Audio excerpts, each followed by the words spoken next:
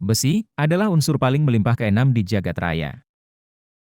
Sedangkan di bumi, besi adalah unsur paling umum berdasarkan massa, yaitu diperkirakan sebesar 35% dari keseluruhan massa bumi, adalah besi. Meskipun besi adalah unsur paling melimpah di bumi, sebagian besar besi terkonsentrasi di inti dalam dan inti luar. Besi hanya terdapat 5% di kerak bumi. Sebagian besar besi pada kerak bumi ditemukan bersenyawa dengan oksigen sebagai mineral besi oksida, seperti hematit dan magnetit.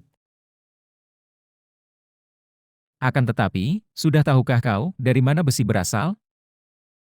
Baiklah, mari kita bahas.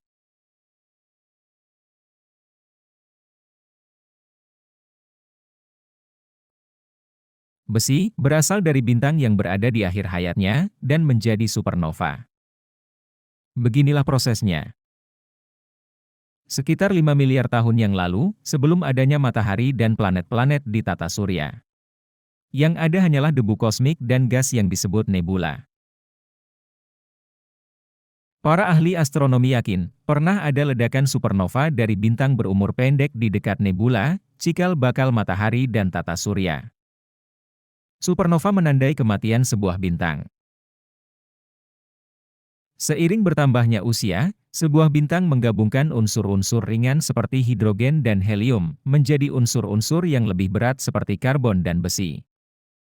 Ketika inti bintang kehabisan hidrogen, sumber energi utama untuk fusi nuklir pun hilang. Tanpa fusi hidrogen untuk menghasilkan panas, inti bintang mulai mendingin. Inti yang lebih berat seperti besi, tertarik ke inti bintang. Inti bintang mulai runtuh karena tarikan gravitasi yang kuat.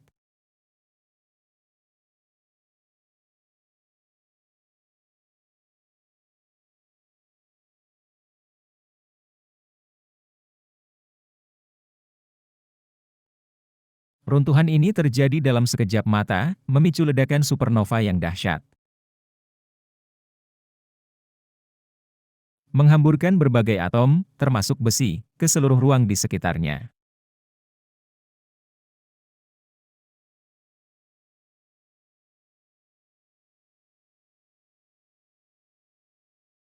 Atom-atom besi ini, yang sekarang bebas, bercampur dengan unsur-unsur lain dalam nebula yang menjadi cikal bakal matahari dan planet-planet di tata surya, termasuk bumi. Sisa-sisa supernova telah bercampur menjadi awan gas raksasa.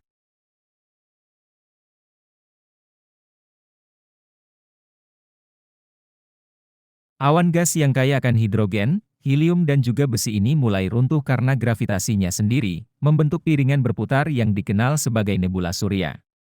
Di dalam nebula ini, gumpalan gas dan debu mulai menyatu, secara bertahap membentuk planetesimal, bahan penyusun planet.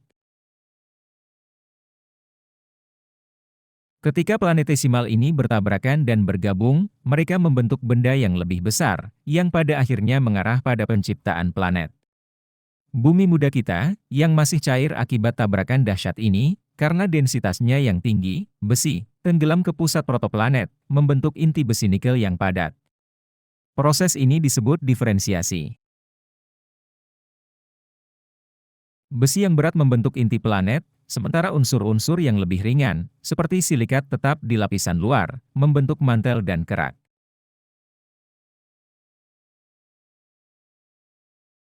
Inti planet bumi yang mengandung besi ini sangat penting untuk menciptakan medan magnet yang kuat, untuk melindungi makhluk hidup yang berkembang dari radiasi matahari yang berbahaya.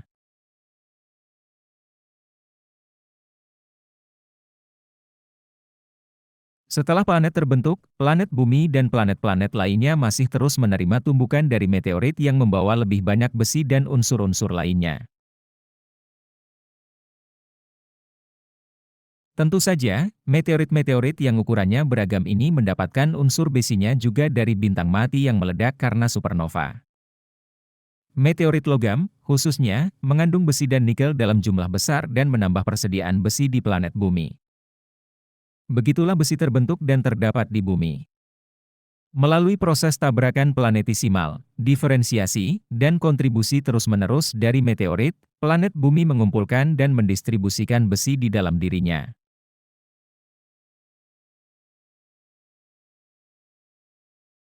Terima kasih sudah menonton. Silahkan klik like jika kamu suka video ini dan subscribe untuk mendapatkan video menarik dan menambah wawasan lainnya.